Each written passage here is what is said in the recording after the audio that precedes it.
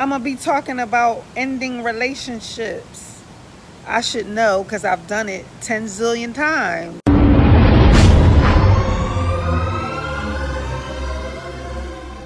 I'm going to give y'all 3 things that you absolutely positively should not do at the end of a relationship. If you're ready for number 1, write number 1 in the comments. Because I don't want to start before y'all ready. And I ain't sitting up here saying that I ain't never been guilty of it, okay? Y'all already know how I am.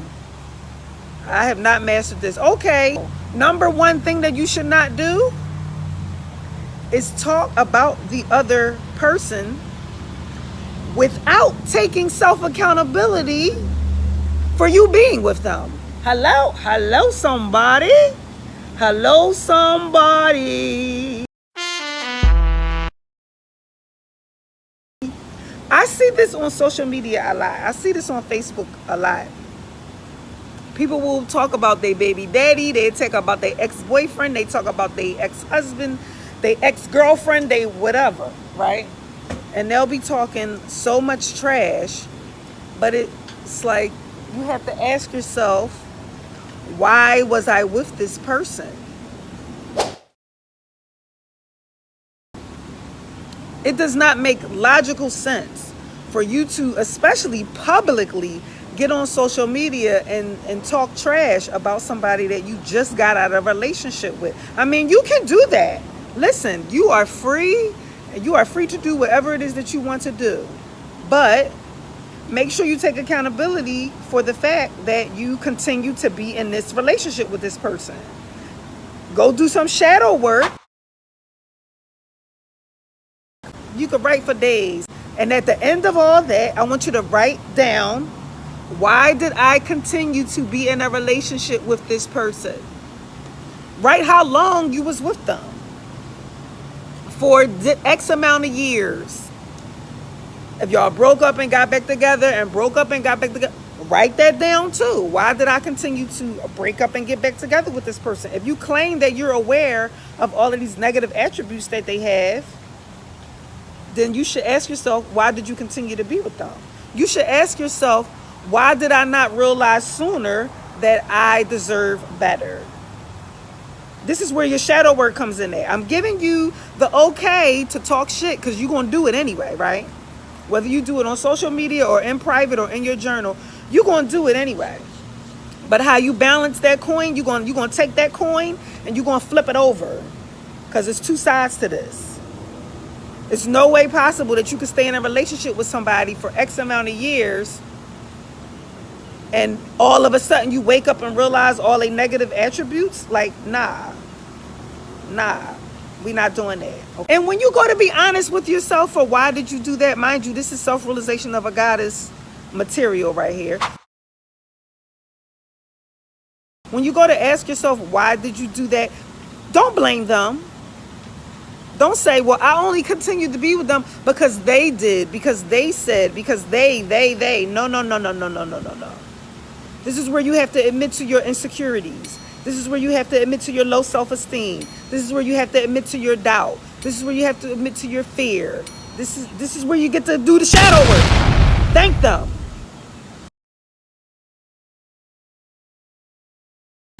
You should be thanking them, because what they did was they brought up to the surface where you need to do your shadow work at. All right, let's go to number 2. Number 2 thing that you absolutely should not do is imagine them hurting. You should not be sitting up there thinking about how you want them in pain, how you want them to suffer, how you want them to never find love again, and you want them to, whatever it is that you want to make up. You shouldn't do that. You know why? Because you're talking to yourself first. Because everything that you're saying is going through your body first. It's going through the cells in your body first. You are always talking to yourself. So the same thing that you're wishing on them, you can create it for yourself. You should walk away from the relationship If you really, this is where you get to ask yourself, did I really love this person? Because really, really love this person the way that you claim that you did during the relationship, you will want them to be happy. You, if anything, you should be praying for their healing. You should be praying that they somehow get a therapist, that they would somehow transform their lives from your encounter, from your relationship. What you should not be doing is wishing for their suffering. That's the last thing that you should be doing. You should not be doing that at all. Now listen, I know that there are extreme circumstances. You are listening to a person who has been in a 2-year abusive relationship. This is when I was between 20, 22, maybe into 23. We still kind of messed around. But what I'm saying is, I know that there are very drastic situations where you will want that person to suffer. But that person is already suffering. That's why they did what they did. That's why they're doing what they're doing. That's why they're behaving how they're behaving. Especially somebody who has been physically abusive or emotionally abusive. They are like that because they are already suffering. Trust me, they are already suffering. So I'm using it as an example because I know some people might be like, well, this person did something really outrageous, especially when we get to talking about narcissism and things like that. This person may have did something really outrageous and really hurtful, and you want them to get their suffering back. Again, this is self-realization of a goddess material, but in the forgiveness class, I teach that you ain't got to stick around and wait for their suffering. You ain't got to stick around and wait to see the karma come back. If you sitting around waiting for their karma to come back, you sitting there with them. Now you suffering with them. Because you want to, who knows what you're missing? You could be missing the real love of your life. Because you sitting there wanting to watch and wait. I'm talking about internally. You want to keep having this dialogue in your head about this person suffering. Because you're doing that, you could possibly be missing whatever the thing is that the good stuff that you're supposed to attract, because you have all this negative energy in you. You understand? You understand how that works? Imagine them being loved. Imagine them meeting the right person. Imagine them, whatever it is that they aspire to be in their life, imagine them actually achieving that goal. Imagine them with plenty of money. Clap for them. Clap for them. I'm not telling y'all to do nothing that I do not do. I'm not telling y'all to do anything that I do not do or have not done. That could be hard, but I'm telling you, that's the best way for you not to boomerang that karma back to you. All right? And number 3, you should not immediately jump into another relationship. You should not immediately, soon as y'all broke up on Friday, you back on, what they call Bumble, the dating apps. Name some of the dating apps. You know, you done broke up on Friday and Saturday you on a dating app. No. That's not a good move. You know why? Because you're going to wind up creating and attracting that same desperate energy, because it's a desperate energy. That's what it is. When you jump from one relationship right to another because you're in pain and you're trying to fill that hole in, you have a desperate energy. You ain't going to do nothing but attract another desperate mofo. That's all you're going to do. I promise you. Somebody might come on here and say, well, they might give me their one in a lifetime situation where they met the love of their life the day after they broke up with somebody else. That is not very common. You might be the 1%, okay? What's very common is for you to emit a desperate energy, and so you attract somebody else who also has a desperate energy, which is going to create another toxic relationship. And that's also, when you jump from relationship to relationship like that because you can't stand to be alone, that's a clear sign of codependency. That's like codependency 101. You need to spend time alone. That's part of your shadow work. Shadow work is, if you're listening to this, and you're unfamiliar with the word shadow work, which if you're following my page, you probably are aware of it. But if you just so happen to be listening to this and you're unaware of that word, shadow work is literally going into the darkness. It's literally going into the dark, meaning that you're not talking to nobody. You're not out partying. You're not, you're in meditation mode. Your shadow work is going into silence. It's shutting everything off. It's going to go visit a damn tree. Don't go to the club. Go visit a tree. Go talk to Mother Nature. Go talk to the water. Go stare at some fire. These are your ancestors. Water, air, fire.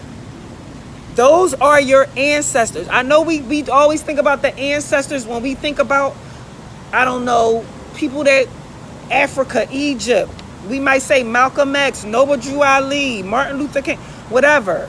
Yes, those are ancestors, but those are flesh and blood. I'm talking about ancestors. I'm talking about water. That's an ancestor. Stare into some fire. Ask the fire. The next time you go through a breakup with somebody, write this down so that you can remember it. The next time you go through a breakup with somebody, I want you to get into some water. I want you to light a candle. Some of y'all probably already do this, probably already know this. I want you to light a candle. I want you to turn the lights off because now you're going into the darkness, your shadow self. You could cry, do whatever you need to do. You could have a glass of champagne there, but I want you to stare into that fire and I want you to ask that fire, what is this teaching me? What is this pain teaching me? And then shut up. And then be quiet. And when you ask the fire, what is this teaching me? Why am I in this pain right now? When pain comes up to the surface, to have a conversation with it. See, what most people do, I'm on number 3, which is talking about don't immediately jump into another relationship. What people do, because they want to hide from that pain, they immediately go look for somebody to fill it in because they don't want to have a conversation with the pain. They don't want to have a conversation with fear. They don't want to have a conversation with shame. They don't want to have a conversation with guilt. They want to skip that part. They want to hit get the remote control, fast forward. They want to fast forward past that part. And what you're doing is you cheating yourself when you do that. You're not honoring your emotions, which is also an ancestor. Your emotions is an ancestor. Because it's an energy. So people always talk about honoring their ancestors, honor fear. Honor fear. When fear comes up to the surface, when you get that feeling in your stomach or your heart start beating, pumping real fast, or you get that little lump in your throat, these are all chakra centers, by the way. Your belly, your heart, your throat, your head, you start feeling hot, your ears start getting warm. These are chakra centers, right? So when they come up to the surface, it's like an ancestor knocking on a door and asking to come in. Hey, let me have a conversation with you. Let's talk about this. Let's talk about why you feel guilty. Let's talk about why you have been in this relationship where you have been emotionally and physically and mentally abused. And now you want to curse this mofo out. But really, you abused yourself. Like, when your emotions start talking back to you and you allow them to talk to you, they're going to tell you the truth. See, you think you arguing with this other person in your head. You think that you arguing with them. I'm talking about the person that you ended the relationship with or they ended with you. You think that you arguing with them. You're not arguing with them. You're not arguing with them. You're arguing with the emotion that they brought to the surface. That's what you're arguing with. Y'all get that? So instead of you actually facing the emotion, you decide to go jump into another relationship. Now, what you think gonna happen? See, because we are energetic beings and we emit this energy, you're just going to meet another person that's going to show you the same energy that you was trying to run from. That's all that's going to happen. This is why it's important to not skip this part. This is why it's important to not immediately go jump into another relationship. Definitely immediately not jumping into another sexual relationship. You done went and married somebody else. Y'all know that sex is marriage, right? Y'all do know this. That's self-realization of a goddess content. Wow. Class number 6, the nature of sex. If you're struggling with understanding how mirrors work and how you go out and you keep listen, if you on this live and you keep meeting the same person, men or women, okay? You keep meeting the same person, they just got a different body, a different face, and a different name. I'm going to suggest that you take the class called The Nature of Sex, because that class is about mirroring. That class is about how you attract your mirror.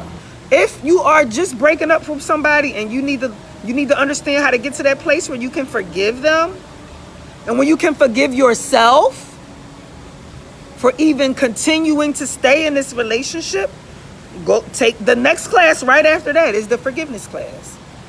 My classes are only $25, y'all. The individual ones are $25. Today they're $25. All of that is about to change, though. I'm getting ready to change that whole thing. I keep talking about it, but I'm getting ready to redo the whole thing. So, if you only want it for $25, you better get on in there. I'm getting off here, y'all. Thank y'all for joining me. I hope this was helpful for somebody. It was definitely helpful for me.